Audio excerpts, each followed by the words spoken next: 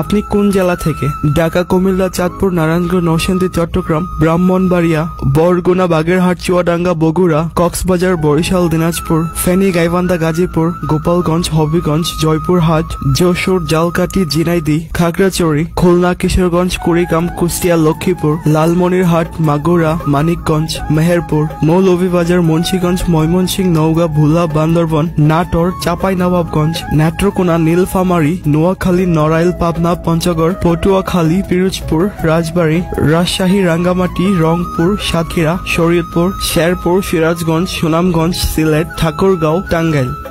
আপনি কোন জেলা থেকে?